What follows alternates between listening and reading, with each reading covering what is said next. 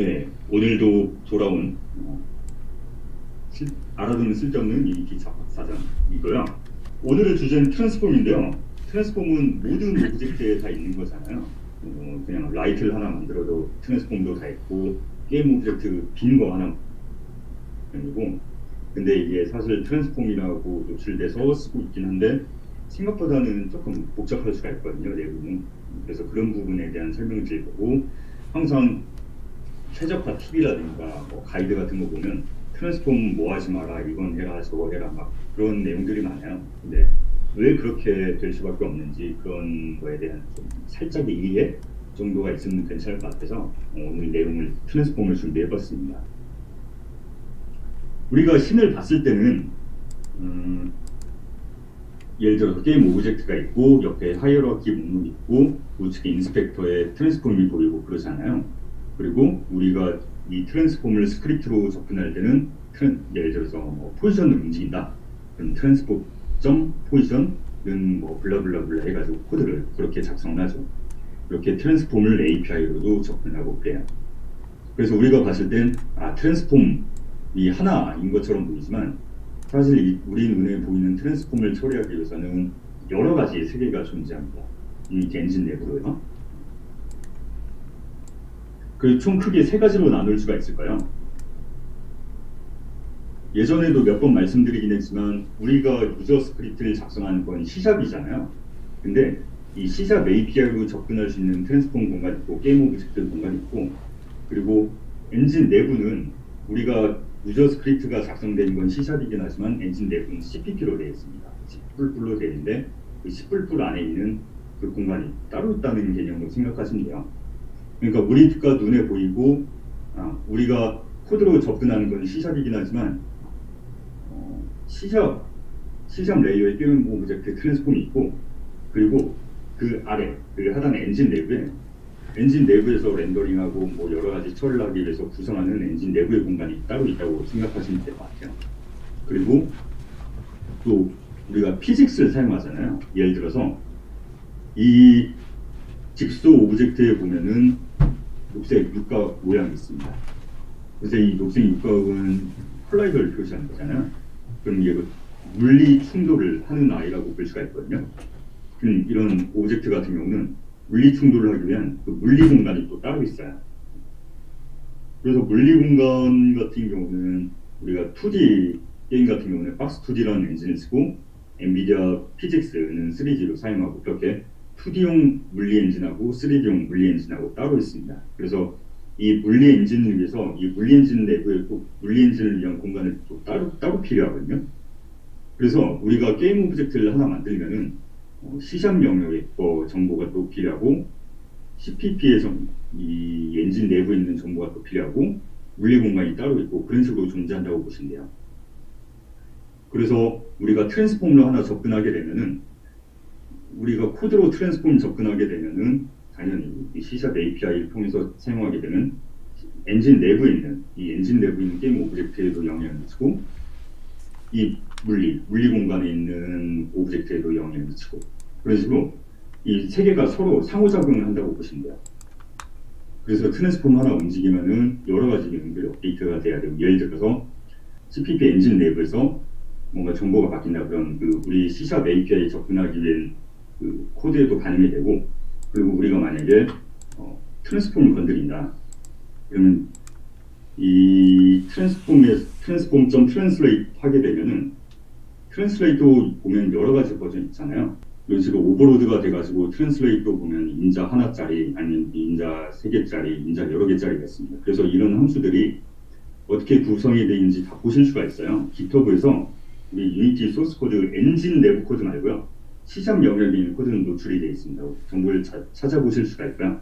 제가 주소를 되게 작은 글씨로 써놓긴 했는데, 예를 들어서 뭐 유니티 소스 코드 트랜스폼 그렇게 검색을 하시면은 유니티의 트랜스폼 클래스가 내부가 어떻게 구성되어 있는지 소스 코드를 보실 수가 있어요. 다만 여기서 노출되어 있는 거는 C샵 영역의 코드고 엔진 내부에 그 CPP로 구성된 그 엔진 내부는 보실 수는 없어요, 아직은. 근데 추적해서 보시면은, 그래서 예를 들어서 트랜슬레이트를 호출했다. 트랜슬레이트에서 벡터 3를 인자로 넣은 트랜슬레이트를 호출했다. 그러면은 이 안에 트랜슬레이트를 인자 두 개짜리 호출하고 그리고 그 인자 두 개짜리 추적해서 보면은 내부적으로 트랜스폼 다이렉션을 호출하는구나. 그래서 트랜스폼 다이렉션을 보면은 이게 익스턴으로 설정되어 있죠. 그래서 이거는 결국 이 안에 엔진 내부, 그러니까 CPP 함수를 호출하는 방식으로 되는 거예요. 그래서 우리는 트랜스폼 점 트랜슬레이트를 호출했는데 그 트랜스폼에 대한 처리를 결국에는 CPP 엔진 내부 가서 그 엔진 내부에서 처리를 하게 돼요. 그래서 이런 식으로 뭐 트랜슬레이트도 마찬가지로 뭐 로테이션이라든가 여러 트랜스폼 관련된 함수뿐만이 아니고 C샵으로 구성된 API들은 다 이런 식으로 보실 수가 있어요. 그래서 이런 식으로 보시면 어떤 부분은 C샵 레이어에서 코드가 작성되어 있고 어떤 부분은 그 엔진 내부에 있는 외부 함수를 그 CPP 함수로 호출하는구나, 그런 것들을 다 추적을 해서 보실 수가 있습니다. CPP 엔진 내부 말고 또 피직스 물리 공간이 따로 있다고 말씀드렸잖아요. 그래서 이 부분을 사실 잘 많이들 이해를 못하신 것 같아요. 지금은 박스2D의 예시를 보여주고 있습니다. 유니티는 2D 게임 같은 경우는 박스2D를 사용하고 우리가 컴포넌트에 붙일 때 뭐 리지드 바디 2D, 뭐 컬라이더 2D 그런 것들이 다 결국은 박스2D에 연동된다고 보시면 돼요. 그래서 이거는 박스2D의 소스 코드 샘플이고요. 이게 매뉴얼에 나와 있는 그런 코드들이에요. 간단해요. 이 중력을 얼마 사용하는지 세팅을 하고 이 중력을 사용하는 월드를 만들어줍니다. 그러니까 유니티 엔진 내부에서 이런 과정을 똑같이 거친다고 보시면 돼요. 유니티의 그 신공간 말고 이 박스2D의 원리 공간을 만들고 예를 들어서 그 공간 안에다가 그라운드 박스를 하나 만들어요. 그 바디에 그 박스2D 바디 데피니션을 해서 이 박스2D의 바디를 이 공간에 하나 만드는 거예요. 그러니까 우리가 게임 오브젝트에다가 리지바디 2D를 붙이면은 유니티 엔진 내부적으로 이런 행위를 거쳐서 이 박스2D 공간에다가 이 우리가 건드리고 있는 게임 오브젝트에 대한 그 물리 오브젝트를 따로 이 박스2D 공간에 따로 만들어준다고 보시면 돼요. 그래서 트랜스폼 움직이고 지지고 복구 하면서 그걸 계속 그 박스2D의 공간하고 유니티의 신공간에 있는 거하고 계속 데이터를 싱크 맞춰주는 개념이다 라고 보시면 될 것 같아요. 그래서 우리가 트랜스폼 점 포지션으로 해서 뭔가 트랜스폼의 위치를 옮기게 되면은 CPP 엔진 내부에 있는 아이도 갱신이 되는 거고 피직스 공간에 있는 아이도 갱신이 되는 거고요. 그 반대로 예를 들어서 애니메이터에 의해서 뭐 움직인다. 그러면 CPP 엔진 내부에서 그런 움직임들이 이루어지고 그 정보가 우리가 트랜스폼에서 접근할 수 있는 C샵 API에 있는 C샵 레이어도 그 정보가 전달이 되고 그 공간에도 똑같이 갱신이 되고, 아니면 그 반대로 리지바디 에드포스를 한다 그러면 이거는 그 피직스 공간에서 움직인 거잖아요. 그럼 그 피직스 공간에서 움직이게 되면은 CPP 엔진 내부에서도 갱신이 맞춰줘야 되고, 그럼 결국 또 그 C샵 API랑 이 트랜스폼도 맞춰야 돼요. 그래서 한 공간 한 색에서 움직이게 되면 나머지 두 색에도 그 싱크를 맞춰줘야 되는 코드들이 다 작동을 하게 됩니다. 그러면서 이 세 가지 공간이 서로 이 싱크를 계속 맞추는 과정이 일어난다고 보시면 돼요. 근데 놀라지 마세요. 지금 보여드리고 있는 거는 뭐 매트릭스를 설명하려고 하는 건 아니고요. 행렬을 설명하려고 하는 건 아니고, 우리가 눈에 봤을 때는 이 트랜스폼, 포지션, 로테이션, 스케일 그렇게 있잖아요. 그래서 이런 것들이 각각 따로 떨어져서 존재하는 요소처럼 보이는데, 엔진 내부적으로 보면은 이 포지션, 로테이션, 스케일 이런 것들이 다 매트릭스라는 4x4 행렬로 표현이 됩니다. 그래서 포지션을 하나 움직인다고 해서 그거 독립적으로 움직이는 게 아니고 이 포지션 하나 움직이고 로테이션 하나 움직이고 스케일 하나 움직이고, 그러면 이것들 이 매트릭스라는 형태로 그게 다 컨버팅돼서 표현되기 때문에 서로 다 영향을 미치는 존재라고 보시면 될 것 같아요. 그래서 이런 부분에 대한 자세한 설명은 수포자를 위한 게임 수학, 행렬과 트랜스폼이라고 검색하시면 찾으실 수 있고요. 솔직히 이게 뷰가 너무 안 나와서 흥미가 떨어져서 요즘 안 찍고 있긴 한데, 이런 것들이 뷰가 잘 나오면 다시 시리즈를 연재할 수가 있으니까 많은 관심과 응원 부탁합니다. 네. 스포자가 별로 없나 봐요. 결론 제가 말씀드리려고 하는 거는 이 매트릭스라는 형태로 존재하는 거기 때문에 내부리니까 결국에는. 그래서 우리가 포지션을 바꾸고 로테이션을 바꾸고 하게 되면 이런 것들을 연산을 두 번 하게 되는 거예요. 우리가 보통 포지션 바꾸고 로테이션 바꾸고 할 때는 위에 있는 코드처럼 많이 사용하잖아요. 포지션은 어떻게 하고 로테이션 어떻게 하고 이렇게 되면 내부적으로는 행렬 2번 갱신하게 되는 거예요. 그렇게 되면 연산이 2배라고 보시면 정확히 2배는 아니겠지만 연산이 2배가 발생한다라고 보시면 되고 그래서 보통 포지션하고 로테이션 바꾸는 경우가 되게 많거든요. 동시에 바꾸는 경우가 되게 많기 때문에 이건 아예 함수로 명시적으로 존재합니다. 셀 포지션은 로테이션이라고 명시적으로 존재하기 때문에 이 함수를 사용하게 되면 이 함수를 통해서 한 방에 그 행렬을 갱신하기 때문에 포지션과 로테이션을 함께 바꿀 때는 이 함수를 사용하시는 게 좋다라고 보시면 될 것 같아요.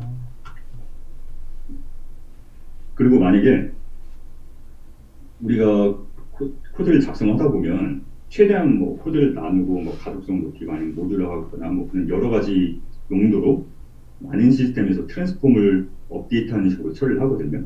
예를 들어서 캐릭터를 하나 만들면 캐릭터에다가 점프.c# 그리고 run.cs -cs 그래서 점프하는 행위 코드 따로 붙이고 이 달리는 코드 따로 만들고 클래스 따로 만들고 대시하는 모노드 비헤이비어 따로 만들고 그런 식으로 붙이거든요. 그럼 뭐 점프에서도 트랜스폼 건드리고 런에서도 트랜스폼 건드리고 대시에서도 트랜스폼 매번 갱신하고 그럴 거잖아요. 그럼 결국은 이 예를 들어 점프, 런, 대시 이런 게 붙어 있다 그러면은 3번 갱신하는 거기 때문에 이런 부분들은 이렇게 코드를 따로 만드는 게 아니고 트랜스폼을 뭔가 건드리는 코드는 그냥 하나로 만드시는 게 좋아요. 아니면은 이 점프, 런, 대시 이런 데서 트랜스폼을 직접 건드리는 게 아니고 뭐 인시던트 같은 거 하나 써가지고 예를 들어 뭐 더티 플래그 같은 거 그런 개념의 거를 하나 만들어서 이 트랜스폼을 건드려준 건 한 군데서만 하도록 그렇게 하는 게 좋습니다. 그리고 또 많이 간과하는 점 중 하나가 뭐가 있냐면 이 코드 같은 경우 보면은 이 모노 비헤이비어 같은 경우는 트랜스폼, 뭐 셋, 포지션, 로테이션 이런 걸 건드리고 있는데 위에 보면 required component에서 rigidbody를 붙였거든요. 그러니까 이 마이 모노 비헤이비어 얘를 추가하게 되면은 이 코드를 추가하게 되면서 rigidbody도 같이 필요해요.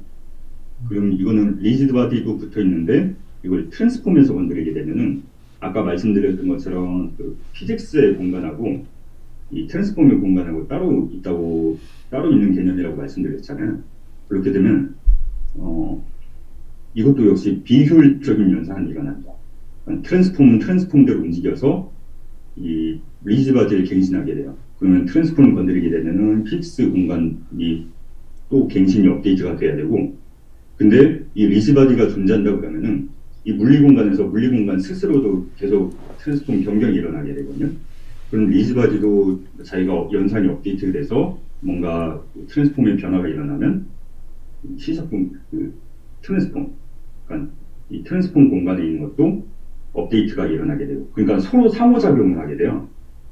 한 놈만 주체가 돼야 되는데 서로 건드리게 되면 서로 쓸데없이 서로 이 업데이트가 일어나기 때문에 연산 낭비가 일어나게 됩니다. 근데 이런 상황인지 뻔히 알아도 어쩔 수 없이 게임 로직상 가끔 이런 걸 할 수밖에 없는 경우가 있긴 하거든요. 그래서 그런 부분들 때문에 이런 옵션이 오토싱크 트랜스폼이라는 옵션이 있어요. 이 오토싱크 트랜스폼이라는 옵션이 뭐냐면 여기 설명이 적혀있는데 whether or not to automatically sync transform change with physical system whenever transform component changes. 발음 좋았어. 그러니까 트랜스폼을 예를 들어서 뭐 트랜스폼 포지션 해서 뭔가 움직여준다. 그러면은 아까 말씀드렸던 것처럼 피직스 시스템에 있는 피직스 공간에 있는 리지바디라든가 그런 애도 업데이트를 해줘야 되거든요. 그래서 이건 트랜스폼 변경했을 때 이 물리 공간을 항상 싱크를 맞춰서 업데이트를 해줄 거냐, 아니면은 이 물리 업데이트 주기에 맞춰서 그냥 스탠다드 거냐, 그런 거 옵션으로 제공한다고 보시면 돼요. 그래서 예전에는 이런 옵션이 없어가지고 한 2017년, 2018 그때만 해도 이런 옵션이 없어가지고 무조건 강제사항이었는데 이제는 이런 체크 버튼이 있어서 선택사항이 됐다라고 보시면 될 것 같아요. 네. 그래서 이런저런 그 트랜스폼 할 때 주의점들을 말씀드렸는데 항상 우리가 염두해야 되는 게 뭐냐면 트랜스폼은 하이어러키로 존재한다는 거예요. 계층으로 존재한다는 거예요. 그래서 만약에 지금 이 샘플 같은 경우는 물론 스태틱 체크가 돼 있긴 하지만 뭐 그래도 움직일 수는 있잖아요. 스태틱을 풀어버리면 스크린샷을 스태틱 풀고 스크린샷 찍을 걸 그랬네요. 그래서 example asset을 움직이게 되면은 그 하위에 워크샵 셋도 있고 프롭스도 있고 뭐 페인트, 그리고 그 페인트 안에도 뭐 페인트가 되게 여러 개가 있고 워크벤치 같은 경우도 되게 여러 오브젝트가 있고 뭐 직소, 해머, 뭐 안전모, 되게 뭐 여러 가지 오브젝트들이 있어요.